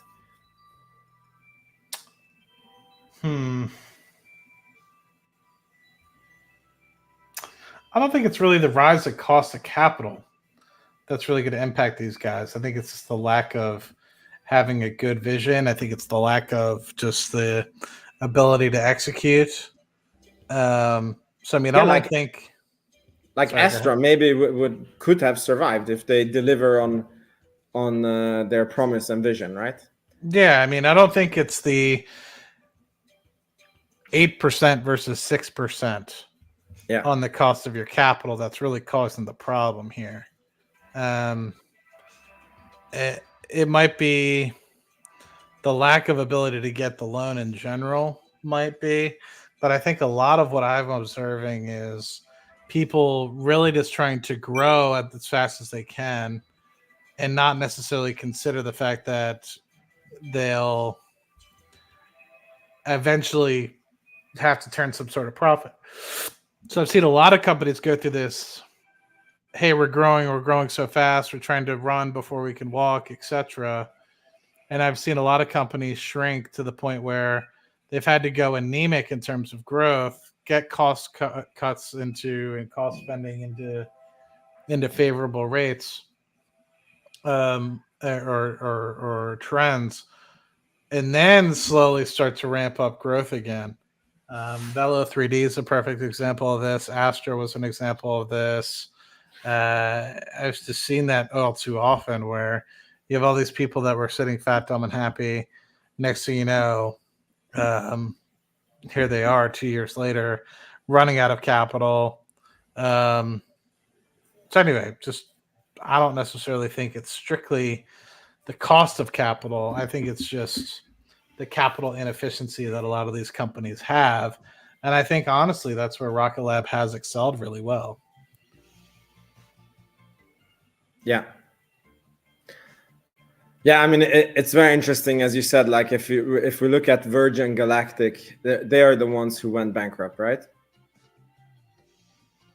Virgin Galactic? No, Virgin Galactic still. Virgin Orbit's the one that. Yeah. Okay. And they went bankrupt because their idea was to launch a rocket from a plane, right? If I remember correctly. Yeah. Yeah. And like the idea itself didn't like it. They would have gone bankrupt also with 0% interest rate because the idea was unfortunately not good. And Virgin Galactic had a similar flaw in their business model that they started flying the space plane. And as far as I understand, the current space plane is impossible with the spacers to make cash flow positive. So they flew the last one. And now they're using the remainder of their money to design a new space plane that they're hoping to be able to profitably fly. But that's going to use up a huge part of their cash. And if there's any delays, I don't know if the investors are going to have the patience to fund them more, even if the interest rate is 2% or 3% or 10%. Yeah, no, I hear that. I think it all just depends on where people feel they can make the most money at this point. And I agree with you. I think initially there was a lot of sky's the limit investing with the space industry, and you continue to see it consolidate. And I think people will be a lot more choosy in the future as to where they put. Welcome back to the launch of No Time to Lose, our 50th Electron launch. Just about 50 minutes ago, Electron lifted off from Launch Complex 1 in New Zealand, carrying 5 satellites for French IoT company Kinéis. Those satellites are now just minutes away from being deployed to their final orbits. Yes, the Kickstage's Curie engine is performing 2 burns today to position the satellites for precise deployment. The first of those has Curie lighting up to place the Kickstage and Kinéis payloads on a circular path, what we call circularizing the orbit. And this burn lasts for just under 3 minutes. We're approaching ignition for that shortly.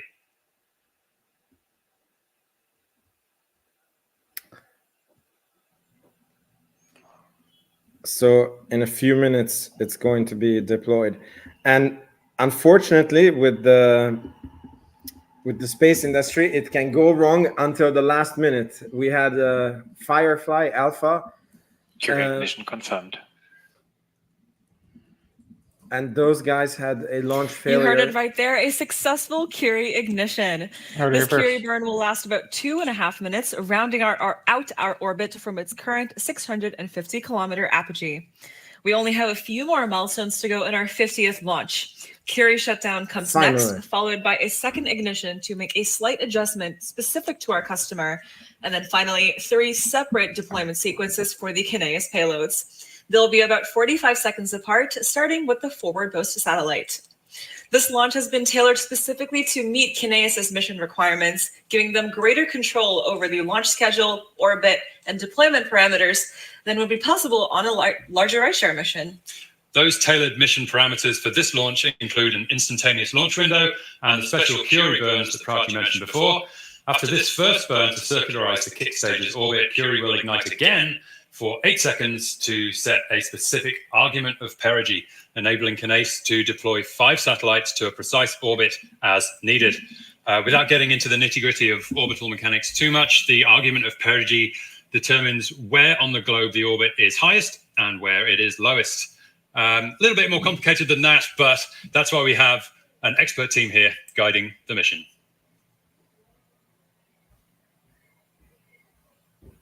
So what I was going to say is we had a Firefly Alpha fail on the last burn of the second stage. So it's really, the mission can still go wrong. Yeah, I think that's something that, we saw that with, like you say, to the Firefly example not too long ago. We've seen that happen with, who else did that happen to recently? Oh, I mean, even just Rocket Lab it happened to, right? Just because you launch, I think, was it the 44th or the 45th launch last year? Something, or maybe it was the 42nd or 41st launch. But yeah, I mean, in September of last year, the second stage refused to ignite as well due to the anomaly in the arcing, I think, that happened that caused a short within the I forget exactly what the cause was, but doesn't mean every launch goes perfectly. Yeah. Yeah, before I was an investor, I used to watch almost all the SpaceX launches. Curie engine cutoff confirmed. And then, when the Falcon 9 landed, I was like, okay, turn off the stream. It's done. But now I understand. There we go. That's engine shutdown of the Curie engine on the kick stage. Up next is payload deployment for the first 5 of Kineis's planned 25 satellite constellation. Each of the satellites is a 16U platform, so somewhere between the size of a toaster and a microwave, we think, and weighs around 30 kilograms, making the total payload mass of today's Electron launch around 150 kilograms. And with that Curie milestone out of the way, Muriel is joined by a pivotal team member in the development of that small but mighty engine. Let's join Muriel in mission control with Simon Moffat. Muriel? With Simon Moffat, who has played a key part in our Curie engine on the kick stage. But I will introduce himself to you and tell us a bit more about the role that he has here at Rocket Lab. Simon? Hi, Muriel. Thanks for having me. I'm Simon Moffat. I'm a manager of spacecraft propulsion and physics here at Rocket Lab. And you have been part of the company for a very long time now. Yeah. How long have you been here? It's been 8 years now, yeah. And I was an intern before that, so coming up on almost 10 years since I first started the company. I wonder what 10 years in Rocket Lab years really is. It's a long time. Now, you brought a special treat for us today. Can we hold this up for the camera to see it? And can you please describe to me what this is? Yeah, so this is the Curie engine. This is the thrust chamber for the Curie. Normally on Electron, Curie has a bit more going on. There's tanks and valves and a few other things, but this is just a thrust chamber. Just by size comparison to the small. Rutherford, it is quite a small rocket engine. It is a lot smaller. Definitely doesn't pack quite the same punch, but it's quite a precise instrument. Gets us into a very accurate orbit for the payloads. Is there anything special about this engine in particular? Any sort of nice ways of commemorating it that you have that you might want to tell us about? Leading question there, but Yeah, so I mean, both of our engines are named after great scientists, and Marie Curie is quite an inspiration for us. She was an amazing woman, amazing scientist, and on the chamber here, you won't be able to see it in the camera, but it's printed in every chamber, a quote from her, which is, "The way of progress was neither swift nor easy." And that reminds us that even someone who could win 2 Nobel Prizes didn't find everything easy, didn't get everything done quickly. So makes us feel a bit better when things take a bit longer. kindred spirits, perhaps. Absolutely. Is that printed on every rocket? A rocket engine, pardon me? Yeah, that's right. On every Curie engine. Wow, very cool. That's interesting. Speaking of printed, Curie is a 3D printed engine as well. Is that correct?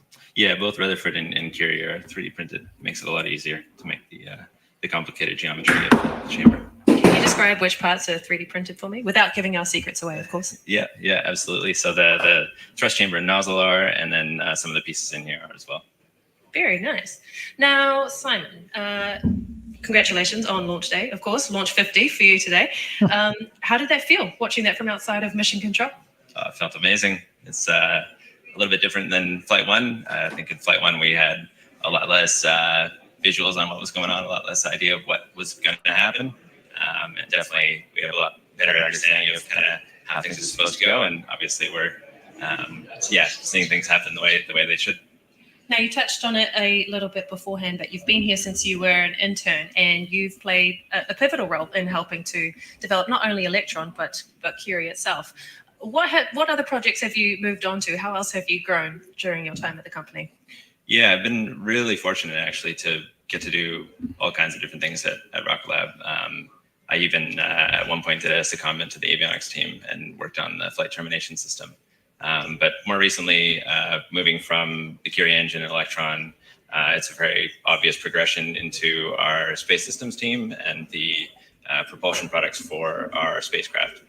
So more recently, worked on the Hypercurie engine, and then after that, we've moved over to the Escapade mission, which is a NASA science mission headed to Mars soon.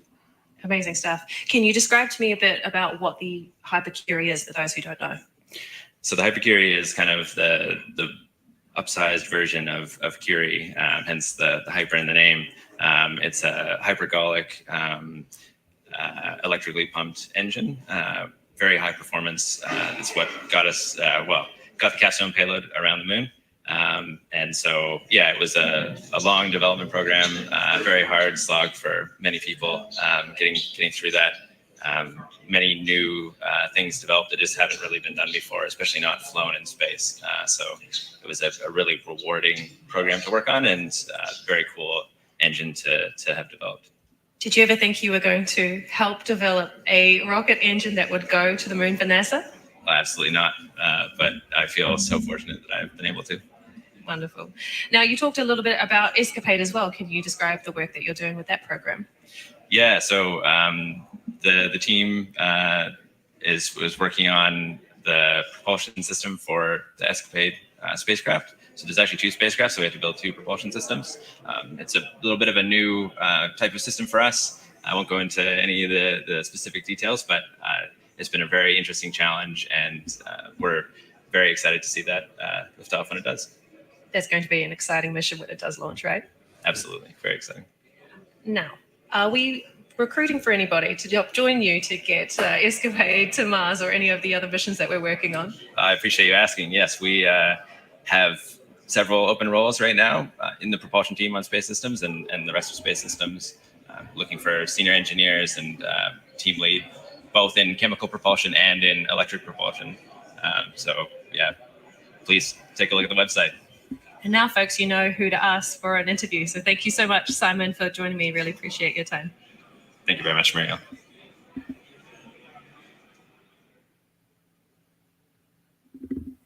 Pretty badass. It is. Almost as badass as you. But it's not quite. So I see in the comments that there were some. I mean, I know a lot of people were waiting for Archimedes updates, and I mean, I'm sure they're doing everything that they can, and it will come. But today was not the day for Neutron updates. Yeah, no, it is a Electron 50th launch. Surprised that people would be thinking they would be giving a lot of details about Neutron. I just don't think it's the time and place for it. I think it's about, understanding who Kinesis is as a customer, what they're going to be providing for the world in terms of the IoT journey that they're on. I think it's about, honoring the people that have helped put the first launch together through the 50th launch together for Electron, being the quickest to 50 of any vehicle, I think, yet. Hopefully they're the quickest to 100 as well.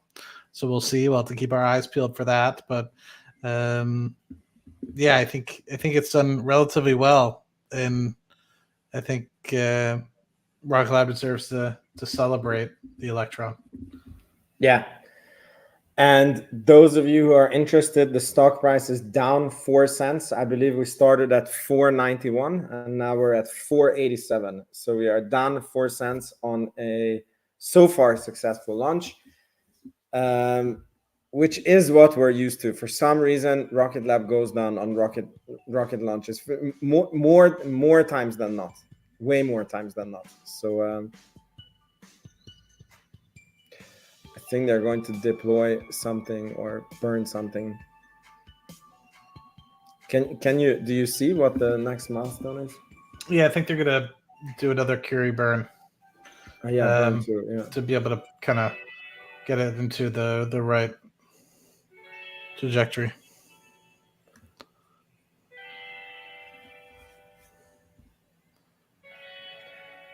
They're going to deploy the 5 satellites. Yeah. But did you restream the stream? Curie ignition confirmed. No? Okay. Do you know if it's reliable? It says we have 317 people being on the stream. I have no clue if that number is reliable. I think a lot of that is the X factor. When you keep X on, it'll give a problem. We have 90 people watching though on YouTube. Yeah, that's pretty. So, it's pretty nice. Yeah, so everyone should follow me on YouTube and Twitter. Generally, Vince is good about putting the link to my stuff in the description. You're in the description box below. Perfect final orbit. I'm not as I don't upload as frequently as Vince, but I try my best. When is the next Cash Flow Chronicles? Tonight. It is awesome. Yeah, Chris and I are gonna have a good time with it. We're gonna start with twice a week. We've kind of been doing twice a week. We missed Sunday. My mom was in town, and then I wanted to do something Monday, and I don't think Chris was able to make it. So we're gonna try to do at least twice a week. There it is. Deployment of Kinéis 1. The first satellite of the Kinéis constellation is now at home. Up next will be Kinéis 2 and 4, followed by Kinéis 3 and 5. Yeah, so the hope is tonight. In fact, while I'm on my computer, I should probably make the thumbnail for it. You guys are the new finance junkies. Not the new finance junkies. We're the Cash Flow Chronicles, but we'll try to fill the void and Kinéis 2 and Kinéis 4. Just try to make sure that we help people in any way, shape, or form, and I think a lot of people got So if maneuver there and Kinéis 2 and 4 are safely in their home in orbit. We're now awaiting confirmation of the final 2 spacecraft to join their colleagues, starting off the Kinéis IoT constellation.